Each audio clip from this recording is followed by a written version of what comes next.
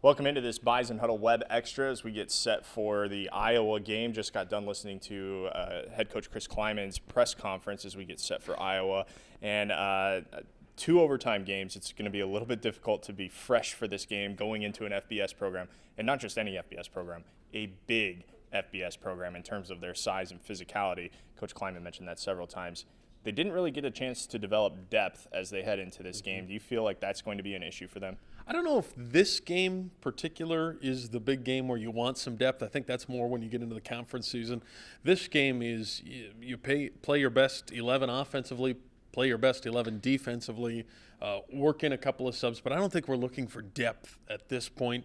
Certainly moving forward now, after counting this game as a third big game in a row against a big-time opponent, after that is where you want the depth. You don't want to go into that fourth game not having anybody experience-wise coming out, but that's kind of the situation North Dakota State is in. Don't look for them to go real deep on their bench during this game, but it sure would have been nice to be able to mix something in the first three games. They do get a little bit of a boost with Cooner coming back off of his suspension from the NCAA violations, academic violations.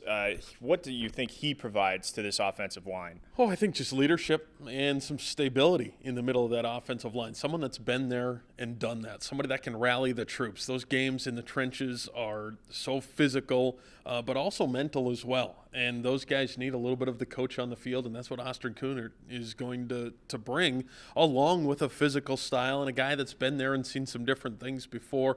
Beyond that, he's going to provide rest. He's going to provide rest for guys in the middle and on the outside to get more of a rotation. Now, all of a sudden, more of an experience rotation. We talked about experience.